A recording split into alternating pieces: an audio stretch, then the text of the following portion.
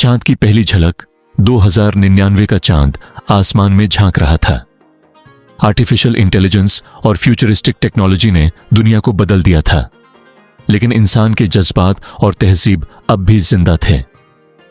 रमजान का आखिरी रोजा खत्म होने वाला था और पूरे शहर में ईद की तैयारियां जोरों पर थीं। आलिया एक छोटी सी फ्यूचरिस्टिक कॉलोनी में रहती थी, जहां लोग वर्चुअल दुनिया से कनेक्टेड रहते थे, लेकिन उसके दिल में अब भी पुरानी ईद की यादें बसी थीं। चांद रात आई, लेकिन इस बार आसमान पर न कोई चांद देखने का जोश था, न ही गलियों में वो पहले जैसा शोर। हर चीज होलोग्राम और एआई पर डिपेंड कर चुकी थी। आलिया ने फैसला किया कि इस ईद पर वो अपने घर वालों के साथ मिलकर पुरानी तहजीब को फिर से जिएगी। उसके नाना अब्दुल रहमान साहब, जो 90 साल के थे, उन्होंने अपनी पूरी जिंदगी पुरानी तहजीब और खुशियों के लिए जी थी।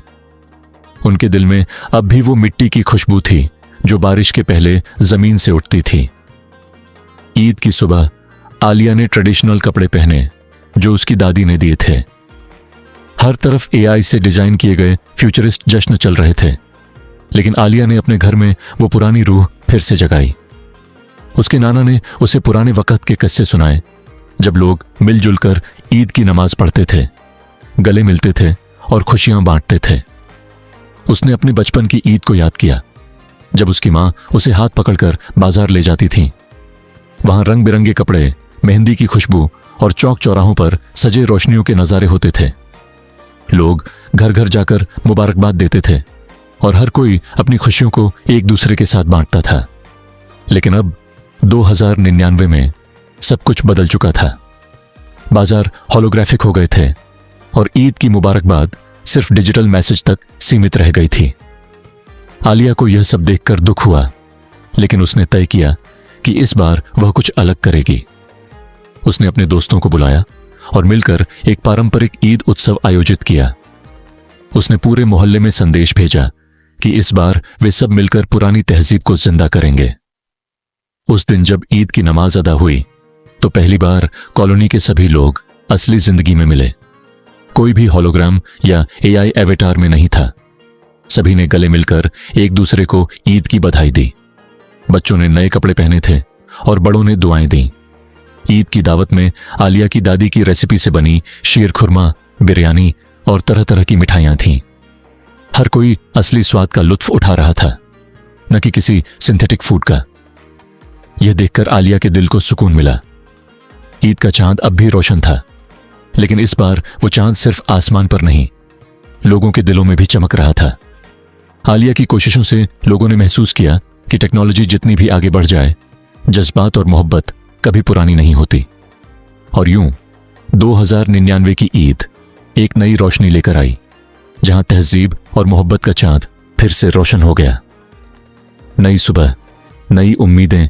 ईद की सुबह सूरज की पहली किरण के साथ जब पूरे शहर में रोशनी फैली, तो आलिया के मन में एक अजीब सी खुशी थी। उसके घर के दरवाजे पर पड़ोस के बच्चे आकर ईदी मांग रहे थे, जो आजकल सिर्फ डिजिटल करेंसी के रूप में दी जाती थी। लेकिन आलिया ने तय किया कि वह उन्हें असली रूप में ईदी देगी। उसने अपनी दादी से सीखी हुई परंपराओं को दोहराते हुए बच्चों को नोट और सिक्के दिए, जिन्हें पाकर उनकी खुशी दोगुनी हो गई। बड़ों ने देखा कि कैसे छोटी सी कोशिश लोगों को खुश कर सकती है। कॉलोनी के कई और परिवारों ने भी इस परंपरा को अपनाया। जल्द ही पूरी कॉलोनी में पुराने जमाने की तरह ईद का माहौल बन गया। महिलाएं अपनी पारंपरिक पोशाकों में सज धज कर एक दूसरे के घर मिलने गईं और घरों से सेवैयां और पकवानों की खुशबू फैलने लगी। इसी दौरान एक नया मोड़ आया। कॉलोनी के कुछ नौजवानों ने मिलकर तय किया कि वे अनाथालय और जरूरतमंदों के लिए भी इस खुशी को फैलाएंगे। वे ईद की दावतों से कुछ हिस्सा निकालकर उन लोगों तक पहुंचाने लगे जो इस खुशी से महरूम थे। यह देखकर आलिया को महसूस हुआ कि असली ईद वही होती है जिसमें हम दूसरों के साथ अपनी खुशियां बांटें। इस पूरे दिन में एक चीज साफ हो गई, चाहे जमाना कितना भी बदल जाए, ईद का असली मतलब वही रहेगा। इंसानियत, मोहब्बत और तहजीब। बदलाव की पहली किरण ईदगाह में बिताए गए उन चंद घंटों ने जैसे सोई हुई रूहों को जगा दिया था।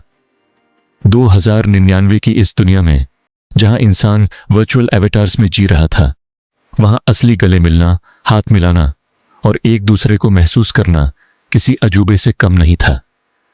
लेकिन क्या यह बस एक दिन की बात थी, या फिर यह एक नई शुरुआत थी? अलडेरा, ईद के बाद की सुबह। ईद की रात खत्म हुई, लेकिन आलिया के जहन में कई सवाल थे। क्या लोग वाकई इस बदलाव को अपनाएंगे, या फिर यह एक दिन का जोश था जो अगले दिन डिजिटल स्क्रीन्स के पीछे छिप जाएगा? सुबह के समय जब कॉलोनी में हर कोई अपने अपने एआई ड्रिवन शेड्यूल में बिजी था, तभी अचानक नाना के घर का दरवाजा खटखटाया गया। दरवाजा खोलते ही सामने जैद अहमद खड़े थे, वही बुजुर्ग जिन्होंने ईदगाह जाने का पहला फैसला किया था। आलिया बेटी, कल की ईद के बाद दिल में एक अजीब सी खुशी है। ऐसा लग रहा है जैसे मैं फिर से जिंदा हूं। हम हर साल इसी तरह ईद मनाएंगे, है ना? आलिया मुस्कुराई। बिल्कुल चाचा, लेकिन सिर्फ ईद ही क्यों?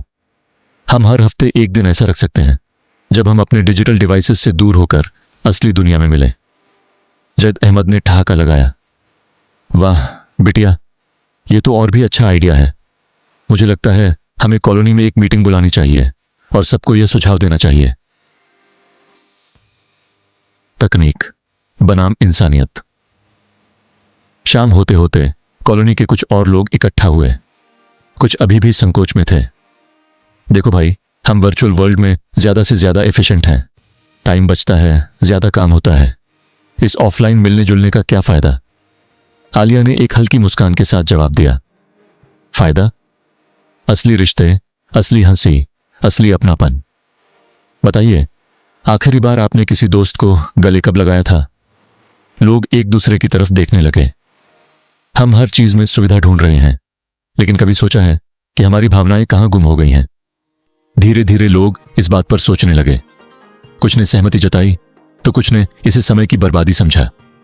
औलाद संरक्षा, बदलाव की पहली कोशिश।